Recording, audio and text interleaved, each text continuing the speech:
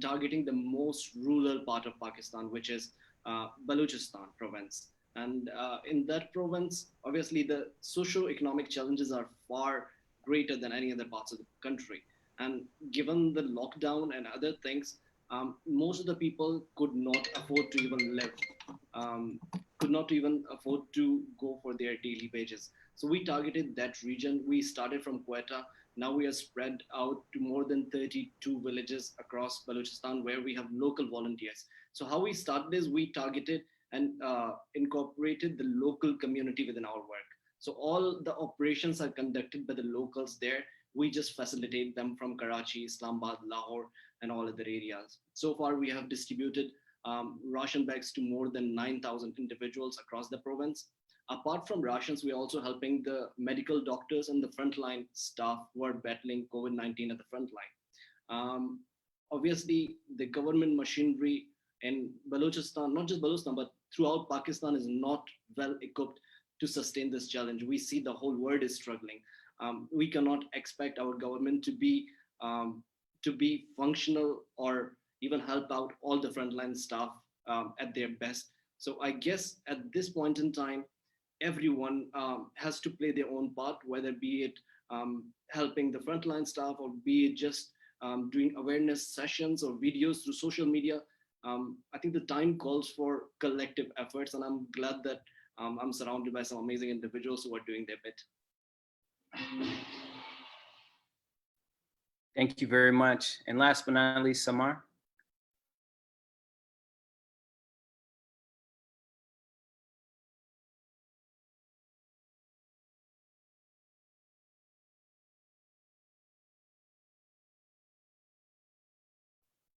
Samar, are you there?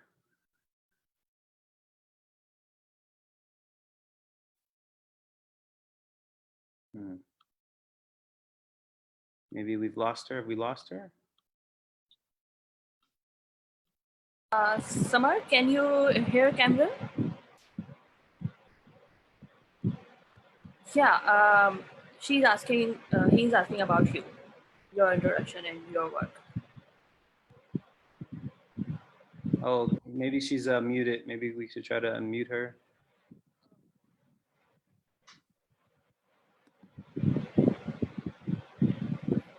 Can you unmute yourself, Samar? There we go. I actually couldn't hear you before. मैंने 2-3 दफा Zoom को restart किया, so now it's working. Could you repeat your question, please? So I was just giving each panelist 1.5 minutes to explain a little bit deeper about their project. Normally my project is around sports, as I'm an athlete and I do action sports. That's how I run my initiative to empower youth and female through sports. But in current times, as we are challenged by COVID, so we also started ration drives with the contribution of my friends and few private organizations. We gathered the volunteers and we mobilized them in different cities as and different areas, underprivileged communities. As I belong to Lower Dir, so I was working at 2 areas at the same time, and I was working in Rawalpindi and Islamabad, and also I was coordinating in Lower Dir, Upper Dir, Malakan division with my other volunteers. And we collected funds. We targeted the deserving families, and we tried to reach out as much as families as we could. And because a lot of them were dependent on daily wages, about everyday earning. And KPK, the one major difference is, which is unfortunate, that each and every family has more than 15 family members, like more than 10 family members. There are huge big families and connected and living together. So it was very hard to reach out to everyone, that too with limited resources and limited funds. But now the Russian drives are over, and it's just the digital platforms on which we are looking after, and checking on each other, and seeing that and making sure that each and everybody is like okay, and keeping them sane. All right, Samar, thank you so much. let's start. I have some general questions, and then I have some specific questions for each of the panelists. So, how is the public support of your projects, and for the people on the line or on the call who perhaps are interested in starting activism or starting to participate in their own projects, what are your best practices? How have you engaged the community to increase public support, especially during a very challenging time like today? Sikander, Samar, and then Amin, in that order, please. Um, Cameron, that's a very interesting question, and we often get that a lot. Like, how when people are struggling, how are they supporting you, and how are you collecting funds? I believe people are very generous, and this is a time when everyone has come together to show the best bit of humanity, not just in Pakistan, but we're seeing this across the world. How are we generating funds? We started this campaign with a simple notion that we are the youth from Balochistan, and we want to help the communities there where, because of the rigid terrain, because of the lack of infrastructure, not a lot of aid organizations, NGOs, even government bodies cannot reach there. We have the human resource on the ground who are the locals there, who understand the socio-economic challenges, who understand the culture dynamics of the community. Um, if you want, do help us out. So a lot of people were very generous. We got a lot of anonymous donations across Pakistan who trusted our campaign, who either knew us personally or through mutual friends, or who knew our organizations and they knew what we can deliver. In addition, we kept everything transparent. Whenever we did a Russian drive, we made sure that we keep the culture sensitivities in mind. We do not take a lot of photos. We just show the the picture of the places, for instance, the households, the children, how are they living? And we send these things back to whoever has contributed, either 500 or 10,000, whatever they have contributed. We have told them that because of this money, because of this specific amount, we have fed 2 families in this part of the region. I guess transparency has been our biggest weapon in this turbulent times. In addition to that, when it comes to Russian drives, there are 2 types of Russian drives. One is when you get the money, you send it to the place and you distribute rations. Another is you find the best practices. You find possibly the best wholesalers who give you the best deals. So you actually do your homework. You scout for a lot of wholesalers. You buy the best quality on the cheapest prices, and then you do the distributions. In this way, people are more willing to distribute, more willing to donate as well. And Cameron, we also found that a lot of the people who even do not have a lot of means, for instance, the wholesalers or the shopkeepers who do not have a lot of money, even they were being too generous when we told them about the cause, that this thing is going, this Russian will be going to these parts of the country. They were very much happy to chip in their own stuff as well, extra bunches of these bags from themselves. So we have seen the best of humanity in these times. And I repeat, that transparency has been our biggest weapon. That's so great to hear. That reminds me of a term I learned when I came to Pakistan, zakat. Just kind of charitable giving, and it's really, really great to hear that. Samar, same question for you. How is public support of your project, and during these challenging times, what have you done to increase the engagement of your community? Even though my thought and working process was quite entrepreneurial, because we couldn't, as a nation, we never saw COVID coming to Pakistan. So whatever happened, it happened, quite suddenly. And my company, it's actually for profit. It's a business startup, and that's how I engage youth in that. I conduct training, sports trainings, and I train them in sports business ideas. But when the situation changed, what I did, I just mobilized my social media. And there were, as I mentioned, there were few friends who were quite active, and they volunteered. And we just used to post, post it on social media, that this is a case of this area, we need this much money for these much families. And after distribution, we used to upload and share the pictures of the ration packs while distributing it, making sure that we are not capturing the pictures of the one who are receiving it, because we never wanted to make them feel ashamed of, by receiving ration packs or food packs. So gathering proofs while distribution, as Mr. Sikander said, that transparency, maintaining transparency and to provide proof to the donors was quite important and challenging for us at the same time. But that's how we worked. It was all social media. Then a couple of friends, they had their own NGO, and they also collected funds through their non-profit organizations, and they shared it everywhere, like throughout Pakistan. The drives were running throughout Pakistan in different provinces. We had only one or two or three members in each province or each area. And after distribution, they used to share us they used to share the list of the donors. They used to share the list of the receivers, and we tried to maintain the data, so that no family is duplicated again while distribution. So yeah, that were entirely dependent on our self efforts. Using, furthering your cause through your network and engaging in sensitivities. And you have a very systematic distribution system. So, it really sounds great. Amin, over to you. Same question. Perfect. Yeah. So basically, since I look after fundraising for Now PDP, that was the biggest challenge we had when there were lockdowns in Karachi across Pakistan. So we were thinking, since majority of our donors are corporate organization, and in that certain segment, textile is the biggest donor, and textile was the sector which was affected by this the most.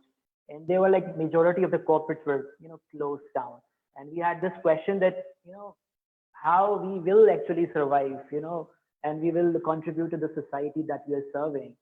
So, but surprisingly, we really appreciate the donors that they donated beyond our expectations. So there were some individual donors from overseas Pakistani, some locals, and organizations. So we distributed this entire process in three parts. First one was the outreach. We reached out to 9 districts, and we had some around 10 partners across these streets. And then the second process was verification. So from these partners, we got the list of around 5,000 persons with disabilities, and we verified these two and made it to 3,500. And one interesting part, the verification process of this entire thing was done by people with visual disabilities. We set up a small call center in our office, and there were around like 7 or 8 colleagues of ours who were like doing the verification thing for us. And the last process, we went to these places and we distributed this option.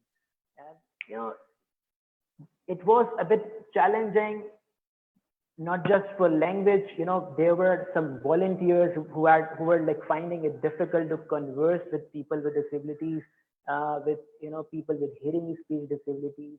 But entirely, the support of the volunteers and the organizations that that supported us, it's amazing. It's amazing. I mean, your microphone was kind of going in and out.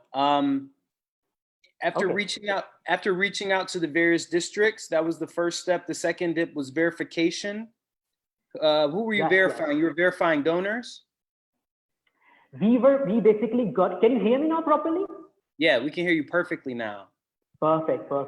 So basically, we got a list of 5,000 individuals from those were people with disabilities, and we got a list from different partners. So these were 5,000 persons with disabilities who were deserving. And then we set up a small call center in our office that was entirely run by people with visual disabilities. And they were calling these 5,000 individuals, and we finally made a list of 3,500 individuals, and we went to these 9 districts of them, and we distributed to our partners. And the person with disabilities or beneficiaries, they were one of the biggest volunteer chunks that we had, and it was really amazing for them to get this entire experience, and really appreciate this entire process. The biggest supporter has been the donors. We were actually surprised that we received donation in this very difficult time, in which actually corporate organizations were served. They were like in problems, but still they were supporting us. Still they have got our programs now. We have started our skills training program, online trainings, and job placement program. Still supporting it. They are also having problems, but they are there with us. Great. Great. And that, that actually, that leads me into my next question is in terms of managing the volunteers, bringing the volunteers together, cultivating leadership and building a volunteer community. What were some of the best practices that each of you used in cultivating leadership and building a volunteer community for your respective projects? Amin, just because you've just touched on it, just to expound, and then we'll go to Sikander and then Samar. So dealing with persons with disabilities is a bit different because maybe there has been a culture in Pakistan that either you are like very sympathetic to persons with disabilities, you consider them saints, or you would consider them as some problematic. They would we have seen this with different individuals that we have but two extremes.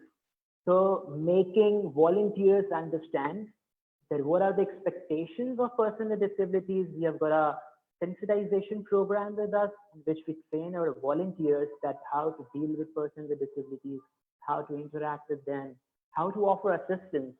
You can't automatically consider that if someone is on a wheelchair, they require assistance. So there are very small things that you need to that you may understand the team, the volunteers, and we have seen the results on ground. And this was the biggest chunk, the sensitization of volunteers. Sikander? Thank you, Cameron. I think that's a very interesting question in a way that all the volunteers are with us voluntarily. They are not paid. So they have to be recognized constantly.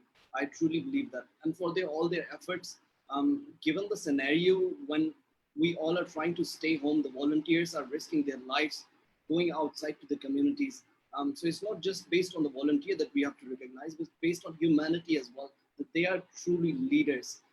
So we have mobilized more than 100 volunteers across different towns and villages in Balochistan. And what we do is when they go out to distribute rations or medical equipment, we make sure that we recognize them on our social media. We call them, we thank them for all their services, and we call them on ground champions that who led the efforts rather than volunteers. Because we truly believe that they are champions when they're doing these causes. They are the frontline staff. Other than that, we constantly give them credit where credit is due. For instance, someone has taken a photo, someone has done a video, we credit them whenever we're using these photos or the videos. We try to empower them. These initiatives that you are running on the ground, they are from you. You are the one. However, you want to run these on the ground, that's totally up to you. We are just going to give you a systematic guideline on how we have run this before and what are the best practices. For instance, we reach out to the government first, the local government. We get a list of people that they had already served. So we do not do repetition. So these are a couple of the things we do beforehand with the volunteers. We also do an exercise with them through WhatsApp call, through phone calls, that how to keep social distancing. For instance, when they're going to someone's place, they are not supposed to shake hands. They are not supposed to go very close, or they are not supposed to hand over the ration bags to them. They are supposed to keep the ration bags down, knock the door, be like 6 feet apart. When they come, they respectfully give the ration bags to them, that these are for you as a community support system. So we try to give them the freedom to run the show on the ground themselves. This is the way I believe to empower them, as they are the leaders on the ground rather than just volunteer or supporters, if it makes sense. Excellent. Empowerment is so important. That is so important. And it's also great to hear that you're taking the correct protocols in order to keep your volunteers safe. Samar?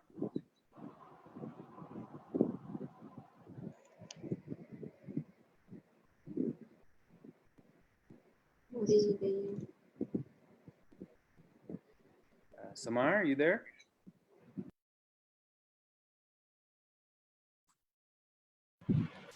Samar, can you hear? No, I guess she can't hear us. Okay, she may be having some technical difficulties. We'll just go right ahead. So I have one more question, and then I'm gonna I'm going to open it up for the people who are joining us today to ask their questions.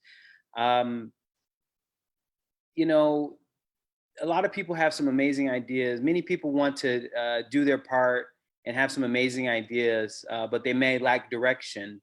What are your suggestions about preparing a solid plan of action? Talking about an idea, then developing it and implementing it, and then spreading it. So it's in so parts. If I know that, hey, if I live in this particular part of Balochistan or Sindh, I want to do something. How do I take that from just an idea in my head to actual reality? What are your tips? Can I answer that? Yes, go ahead. Perfect. So before thinking of a solution for a specific community, I would start from a problem first. Now, what is the problem that that particular community is facing? For example, if persons with disabilities are not educated, so I'll first identify this problem. And the second phase would be to identify the causes of the problems. Because problem itself is actually a symptom of something. So identifying the problem first and then going towards the causes of those problems. For example, if you see that person with disabilities, they don't have education, 97% are like not literate. So I would identify the causes of those problems. Maybe there was a problem in their families. They were not sensitized. They had no idea that there are opportunities for people with disabilities in future. So there is an attitudinal problem. So there might be some infrastructural problems that schools are not accessible. So I will follow this process that starts from a problem, identify what are the causes of that problem, and work on solving those causes. Make a solid plan, and don't focus on many things at the same time. Because there are many organizations, there are many people who might be working on those things. So think of things that you're not repeating and you're not reinventing a wheel.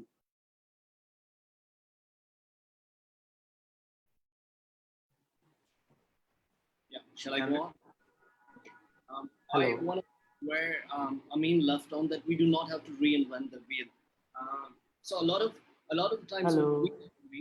if I give you an example from our own organization or campaign, that we want to leverage other organizations, NGOs, or support systems, facilities, or their resources as well. We do not have to do everything on our own. If you have an idea, I believe you have to take the first step. The first step is to find the right team. When you have the right team, just jump into it. Things will start unfolding. You don't have to have the perfect plan, the perfect roadmap from the very start. It's a trial and error.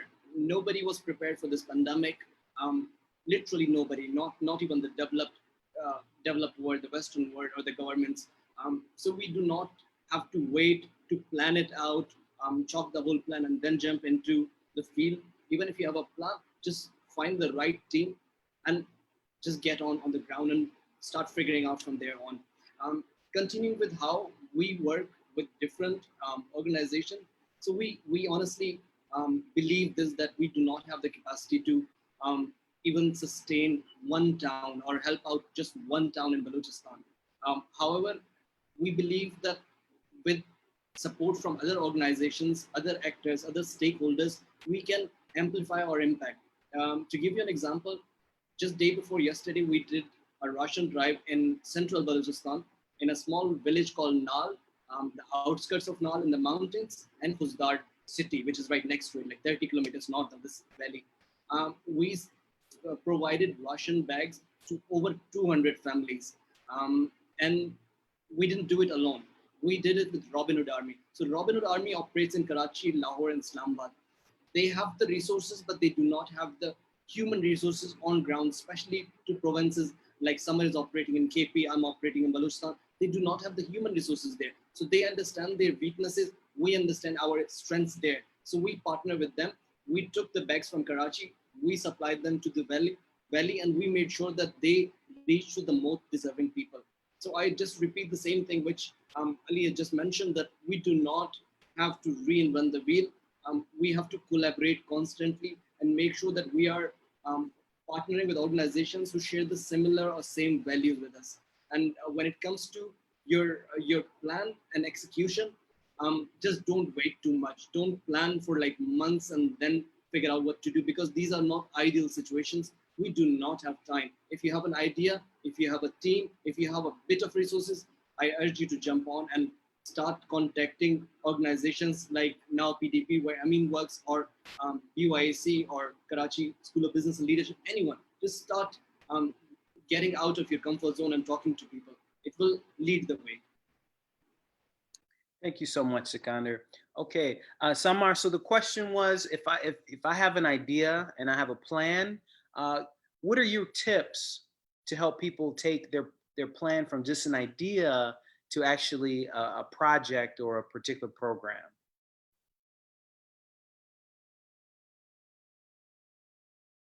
Can you're still muted, Samar? Can you unmute? Yeah. Okay. So like for a normal project, we do prepare and we collect our facts and data, and we work on ground issues and ground realities and ground solutions, and we take it as a proper project. We take one area each time, and after collecting the problems and the number of people and the families and everything. But in pandemic, we had no idea, no data. We just knew all through our personal resources, through our personal connections, that okay, this family has issues, or this family has issues, this area has issues. And the government of Pakistan was taking like time already. They were taking too much time in gathering facts and making tiger force, and in executing things. We couldn't wait that much. So we just did what we thought it's better. I knew, because my family, most of my family members, they live in Malakand division, Lower Dir, Upper Dir. So they were targeting the deserving families over there. Me and my friends were targeting the deserving families in Rawalpindi, in Islamabad. Most of them live in my neighborhood. A lot of laborers, a lot of maids. Then after, and what happened, that after one Russian drive, when Russian drive is done, and the people knew about us and about our efforts and work, they started reaching out to us, and and because of the word of mouth. So people keeps they kept coming to us, and that's how we collected the data. We started maintaining the sheets after successfully conducting Russian drive in each area. So we started gathering the names of the receivers, and we asked them if they know anyone else who deserve ration, or who is struggling with the finances or with the medicine right now. So I can't say that it was a very planned, systematic drive that I did, but we did on the emergency basis. Like whoever was coming to us, we were providing them help. And that's how it is going right now. The Russian drive is still being conducted in Swat and Malam Jaba area. Okay, thank you so much. And Samar, you went offline briefly when Yeah. our other panelists were answering the question pertaining to how do you cultivate how do you cultivate leadership among your volunteers? Do you want to talk about that briefly? And then we'll open it up. We had to face few challenges while distribution. Like people started reporting incidents of snatching and fighting over food ration packs, or while distribution. So we had to change our distribution strategy. Most of the volunteers were advised and instructed to distribute ration packs after 8 p.m. So they had to work all night from 8 p.m. to morning 3 a.m., 4 a.m., just to make sure, and they had to distribute door to door to avoid crowd, because of the virus also, and also because they didn't want to be cornered or attacked by the crowd. And it was happened with me also, that one day my volunteers were not available in this area. They were distributing somewhere else, and I had to distribute like 20 packages in the area around Lalazar Tulsa Road. And when all the people were distributing their packs, and they were keep telling others that go, this is the place, and they're distributing Russian packs, go over there. So the crowd started growing, and when we were over with the Russian packs, we just excuse ourselves quickly, and we left the place, because they were starting gathering and surrounding us, and Uh, yeah, the fighting incidents happened a lot in a lot of places. The incidents were reported also in the news. So and this thing, the response of the general public, they were they were getting aggressive each day because of the unavailability of food, because the unavailability of the funds, because of the delaying process by the government of Pakistan. So it made the distribution quite hard in certain times, but we tried to, keep changing the strategies. And we were all connected, every time through WhatsApp. Okay, thank you so much. All right, now we're going to open it up for questions. You can put it in the chat. If you're going to put it in the chat, make sure it's a well-written question, and you write to who you want the question to be directed to. So, for example, Sikander, please explain some of the challenges you had with your project. That's the type of question we want to read. While people are thinking about their questions and putting in the chat, I just want to go ahead and reiterate some really key points that was presented in the first half of the webinar. In terms of leadership, what's been shared with us for everyone who is on this Zoom meeting, they have shared to make your volunteers or your team understand the expectations of their contributions, give appreciation and credit when credit is due, empower your team or empower your volunteers, and remain connected with them. I think that those are good tips for any organization, whatever role you're in. I think those are essential, very important leadership tips. And I think that's why we have these three wonderful leaders, these great activists in their respective fields, because they have demonstrated really good leadership. And then for project implementation, for those leaders, those people who are listening in right now, who may have an idea or they're a little bit hesitant to put their project into fruition, identify a problem, then identify the root cause of that problem. Then, instead of duplicating efforts or rebuilding the wheel, collaborate. Find people in your sector or people who are like-minded where you can work together so you're not doing the same thing. And then after that, take action. Don't wait for a blessing to come out of the sky or something to pop up from the ground. Go ahead and take action. And then finally, spread the word and use the data to keep recreating and keep improving on your project. These are very, very important tips. And I think that the success of Amin, Sikander, and Samar are definitely demonstrated through the tips that they've given. So it looks like Mohsen has given us our first question. It's for Sikander. What type of project can we initiate for those children who are in far-flung areas and do not have internet access? That's actually something that was asked above. I think internet connectivity and education remains one of the most pressing issues in Pakistan. At the United States Consulate, we work on various educational programs like the English Access Micro Scholarship Program or the English Works Program, and these are usually available to far-flung areas. But you, Sikander, you work specifically in areas that are a little bit more remote.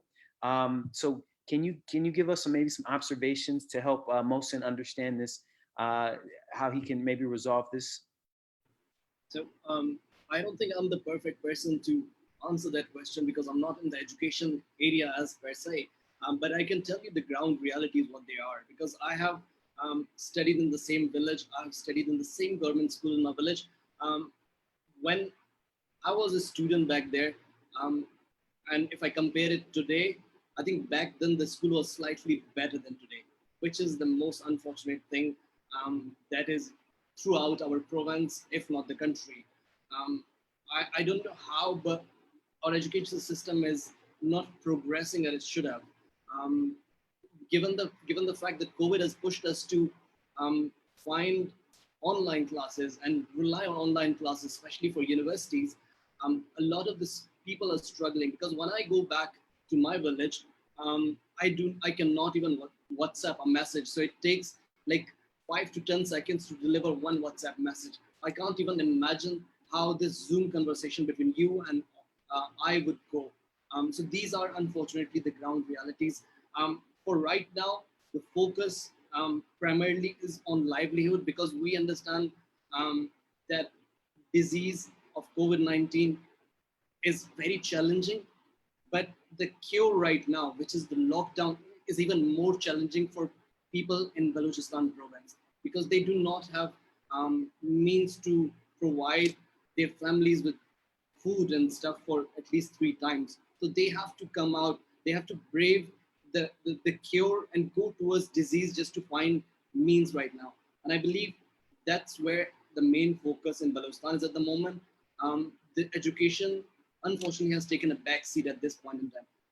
I'm not saying they are mutually exclusive. You have to work on one thing and not the other.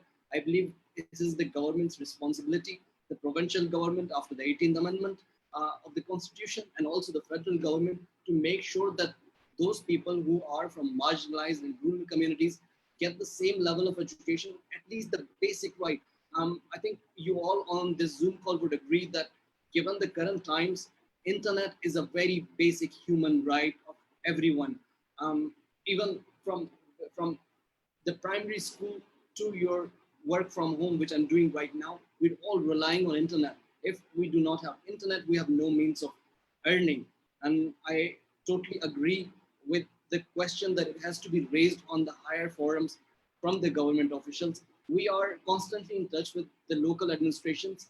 We are identifying ways to sort of expand our network as well, not just in terms of ration or medical supplies, but also in terms of education. So we recently got in touch with an organization from Gilgit. It's called IEI.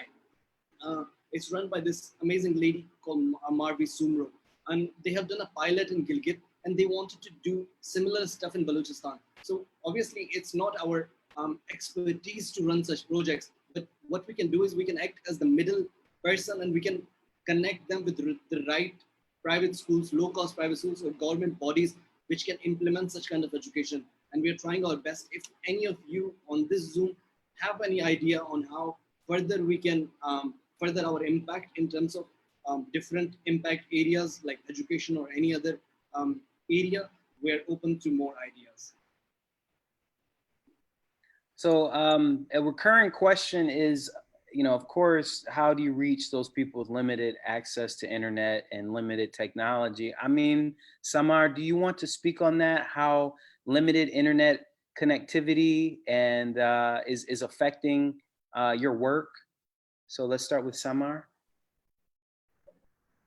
Yeah, I too am facing internet issues right now, so I can, speak on that how important internet is in today's world, especially in underprivileged communities. All of my cousins, they are in lower Deer, and they can't take online classes because they don't have landline, they don't have internet devices.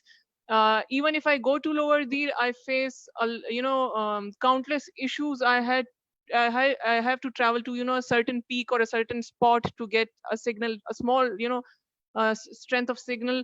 So I can imagine if we are talking about online classes, because we don't know how long situation will sustain, and we can't wait for it, right? We have to work or live around the situation, and we have to create the ways uh, to normalize our lives as much as we can. If it's around education, if it's around health, if it's around business or earning or work, internet is the basic need of every human right now. I too try to work from home, and even in the city, I live in Rawalpindi, I face frequent issues in my internet connection, even in the city. And there is no sign of internet, there is no sign of digital education in the underprivileged communities in the Maharashtra division, in Balochistan, in the rural areas. Whenever we talk about internet, whenever we talk about digitalization, it's always like big cities. It's always Karachi, it's always Lahore, it's always Islamabad. And these 3 or 4 cities doesn't We make the can't hear entire you, Samar. Pakistan. Samar, Apologies for my internet connection again. go ahead.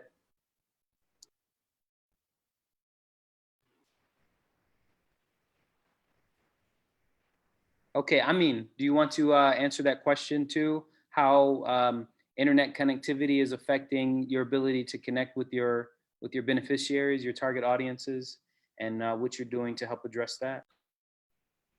So basically, pandemic or no pandemic, the person with disabilities had this always challenge of accessibility, access to education. Think of a person with visual disabilities coming from their home, maybe Gulshan Iqbal, to Sadar, to our office to study something. Think of a wheelchair user coming in buses or public private transportation to our office or anywhere in the Karachi for jobs or education. Access is always difficult.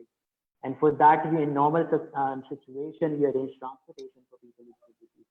And as far as this pandemic is concerned, we are finding it quite interesting because many people with physical disabilities and many people with uh, visual disabilities are finding it comparatively easier to access online education because in that situation, in this situation, they are not required to leave their home and come to a particular place.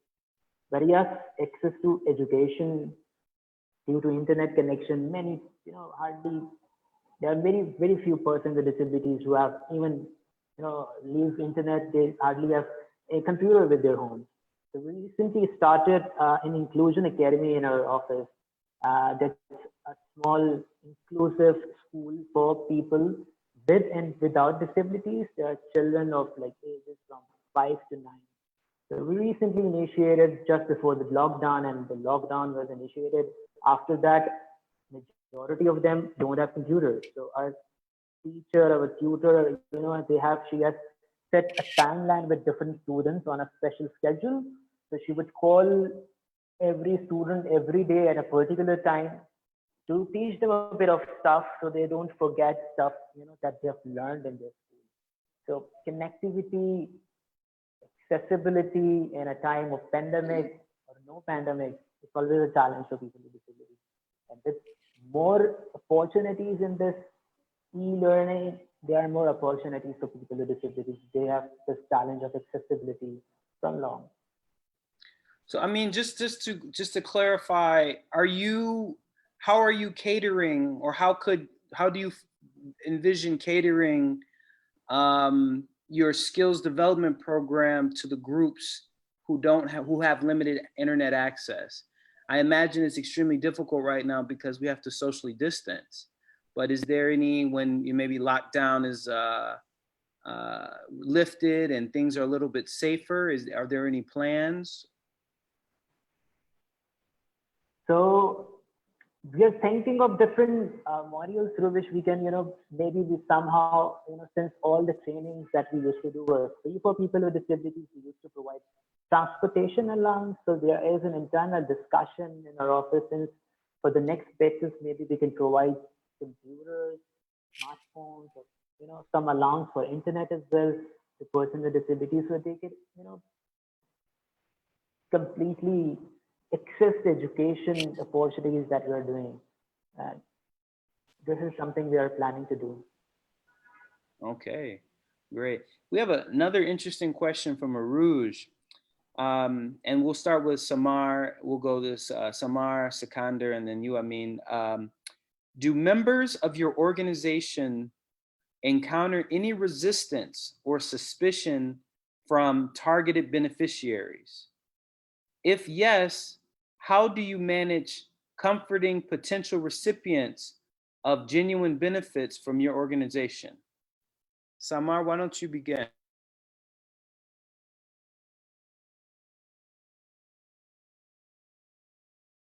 Samar, are you there? I think we may have lost Samar again. I mean, I think you're pretty primed to answer this, and then we'll go to you, Sikander, after. Okay, so this is a very interesting question. Even there is no board outside our office that says this is now PDP. So this is a question that we face a lot. And since the kind of work we do, the kind of target audience we address, person with disabilities, it's somewhat non-controversial in Pakistan. If you're dealing with the issues of women rights and transgenders and others, so you might face difficulties, but as far as persons with disabilities are concerned, there aren't such big challenges from the community. But there are a few things that you can do if you're doing some, for example, we were doing a ration drive in interior Sindh. So we did the entire drive with the local partners. So when we were in Sajawal, we were with a local partner. When we were in Nawabshah, we were the local partner. So the local partner gives the credibility to the kind of work that you do, and it also assists the kind of work that you are doing on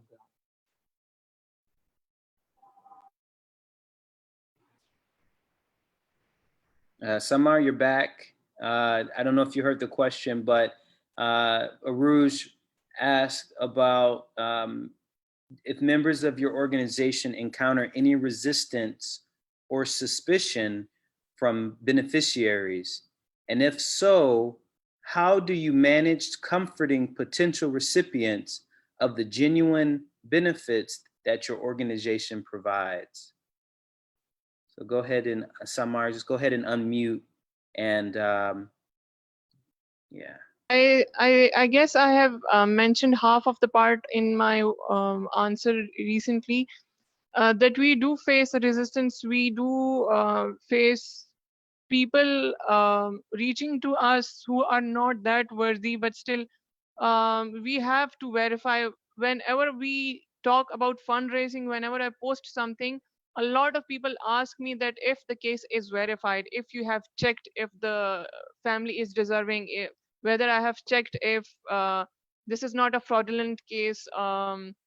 So we take time. In normal situation, we take a lot of time, to verify the cases, to reach out to them, to ask them questions, and they realize they don't even mind asking asking questions because they know the procedure.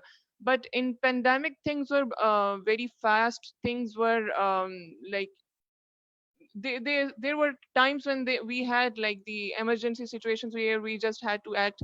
But when we verified it, the cases were already genuine. So we till now we didn't face any fraudulent case. We did face resistance, as I mentioned. The cases of snatching and fighting over ration packs were there. The incidents happened with us. Then we had to change our strategies. We had to change the distribution timings. We had to change the distribution style. Instead of gathering everyone, we noted down their names, we noted their addresses, and we reached out to them at night, and we distributed door to door. And then we tried to gather all the data. We tried to make a list and to make a systematic list where no family is repeated twice or thrice, or we made sure each and every for time being, each and every family gets equal help, equal support. And that's how we worked. Okay, Sikander, I know that you have a very interesting experience that you can add to this. Would you go ahead and you tackle this? I think it's a very, very good question from Aruj. And I believe all the organizations that work in rural communities face some sort of challenges because of the lack of trust or the lack of understanding between each other. When it comes to Balochistan Youth Against Corona, our campaign, our volunteers, our team, we are all from the same villages where we operate. We do not come from outside or operate in someone else's area. We empower the local communities. So we buy the food from the local wholesaler. We pay a local person, a daily wager who comes to the shop and makes our bags. And we involve the local volunteers whom we can trust on the social distancing bit, whom we can trust can deliver to the right people. So we involve the local people throughout our chain of operations. And when it comes to duplication, as I mentioned before, that we reach out to the government first, to the local municipalities or the tehsildars of that specific tehsil or the district commissioners, if we're going on a larger scale. We get the list from them to make sure that there's no duplication. there's one other point that I want to make, which someone mentioned, that a lot of the team members of Summers have been harassed. So we got a similar experience, not from our organization, but from someone else who called us in the middle of the night from Khuzdar region, and they are like, we are 3 volunteers, we have 2 trucks, we came to distribute rations in Khuzdar. We know that you guys do it as well. We have one of our friends have been taken by the assistant commissioner because we violated the rules. So what we told them, and we tried to figure out a way for them to be released and go about their way. I believe that when you go into a very different territory, you have to understand, you have to do your homework on the local dynamics. We told the guys the same thing, that if we would like to collaborate with you, how about I send a volunteer in the morning, you go to his place in his rest house, where he would ask the families to come there, form a line, and then you distribute food, because you cannot distribute these ration bags on an open road. You cannot go into a market and start distributing these rations, because that will create chaos, not just in Balochistan or Khyber Pakhtunkhwa. It will create chaos everywhere, even in the Western world as well. So you have to be very careful of these minor details when you're going into uncharted or unknown territories. For instance, Malam Jabba or Dir or Bunair in Khyber Pakhtunkhwa or somewhere in Balochistan. You have to understand these key local dynamics when you go inside. Yes, understanding the landscapes are very important in building and having buy-in. That's super important. We have a few comments. We only have about 5 minutes left, but we have a few comments from Sarish. But he sent me a message, and maybe requesting that the panelists say something to students who may be on the line. Students are particularly having a very challenging time right now. Could each of you offer maybe a positive or encouraging message to some of the students going on right now? Let's start with Sikander, go Amin, and then we have Samar to end us off. It is a very difficult situation, Cameron. We all understand. You all might feel frustrated at some point. We all do in our life. Being isolated, being stuck in our homes for so long, not even knowing what the future holds for us. We all get frustrated as human beings. I would say take a step back, breathe, and then look forward with a positive outlook. As students, I think it's a brilliant opportunity for you all, especially if you're in cities and you have internet access. A lot of courses online are free, from Coursera, from edXL, from even Harvard courses as well. They're free right now for your benefit. I am the program manager at KSPL, and we constantly hire new staff for different projects within the Entrepreneurship Center. And one thing which I know that after the pandemic, or even right now, which I'm going to ask as a recruiter, is that what did you learn during this lockdown period when you were at home? Did you acquire a new skill? Did you do a new course? So try to immerse yourself with new knowledge or new skills. It could be anything. It could be just as that you started doing gardening. Even that's a new skill. I just want to hear as a recruiter, when I'm recruiting, I just want to hear that you have learned something new, and you did not just waste all this time Netflixing or doing something not useful. So as for students, I think it's a brilliant opportunity. Learn a new skill, take a new course, and try not to overburden yourself. The times will change, and our future will be a lot better. Just take a breath and take a step back and just come up with a positive outlook, because we have a lot of positivity going on in the world right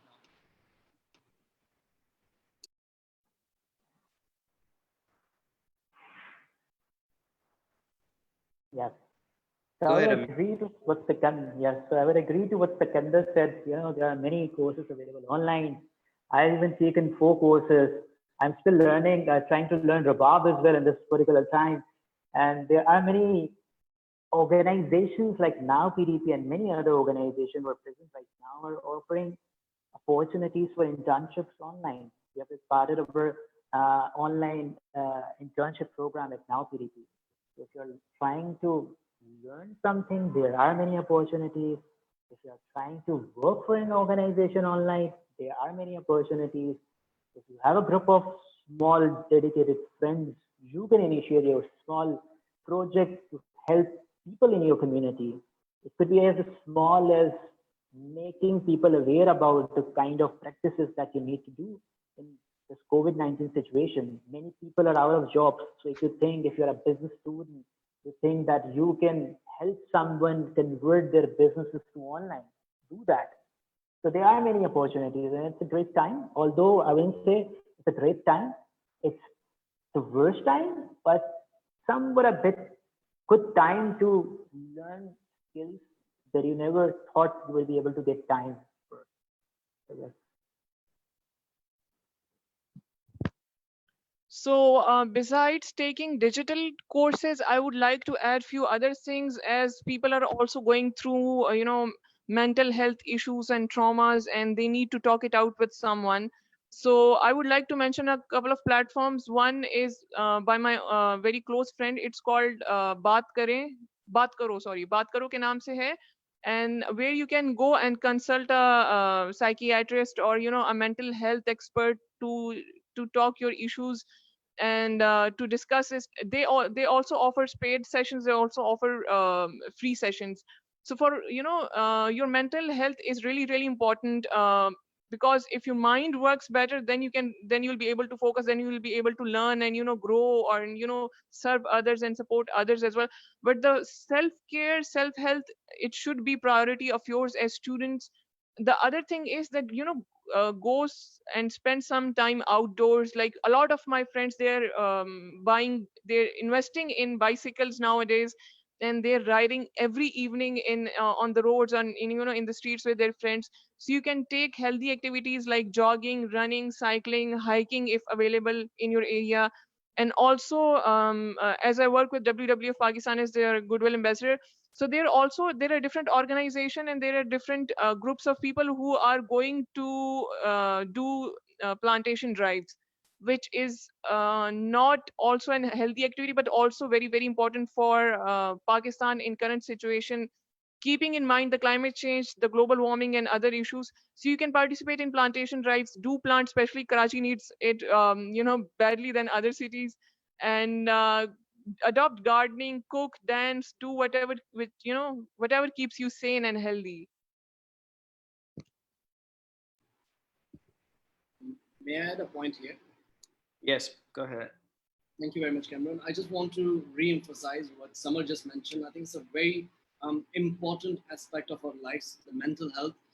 When I said we take a step back, breathe, this is what I mean, that you have to rejuvenate and recuperate your brains as well and your mental health. So at Global Shapers Karachi Hub, we constantly organize webinars and sessions where we listen to each other, we do meditation together, we do yoga together. We soon are getting someone from Hyderabad in India to come and do a session with our global shapers in Karachi, and we'll try to make it public as well. I firmly believe that to function as a proper human, we have to take care of our mental health. And given the current circumstances, not a lot of people, especially females, are going through good times, being stuck in their homes, especially with abusive surroundings right now. So you have to take these things very seriously. And I hope that U.S. Embassy and LinkedIn Corner and Pakistan American Culture Center take this thing forward. If you guys have any webinars or sessions that you organize, do please make it public so everyone can benefit from them. Thank you so much for that note. If each of you can put your organization's link to your organization's Facebook account or the link in the chat so everyone who's attending can visit. On behalf of the United States mission to Pakistan, we greatly appreciate the work that you're doing here. Your organizations share a mutual goal of making sure that Pakistan is a safer, more secure, prosperous country. And on behalf of the mission, on behalf of the consulate and the embassy, thank you so much for participating in this Zoom meeting. For our participants, we hope that you have found this extremely useful. As mentioned at the top of the call, the Lincoln Corners is a resource, a gift from the American people, so Pakistan can understand more about the United States, and we can highlight the work that young people like Samar, Amin, and Sikander are doing in order to make the world and Pakistan a better place. So with that, I'm going to let the Lincoln Corners coordinators take us home, and thank you so much. Thank you. Thank you, everyone. Thank you, Cameron, Sikander, Amin, and Samar for joining us today. And thank you, everyone who participated and asked questions and listened to this wonderful session. So thank you, everyone. See you next time. Allah Hafiz. All right, Thank you everyone, very much. Bye-bye. stay safe. Wear your face mask, wash your hands, and socially distance, and take care of yourselves. Thanks, Cameron. Thanks for amazingly moderating it. Bye-bye, guys. Take Thank care. you very much.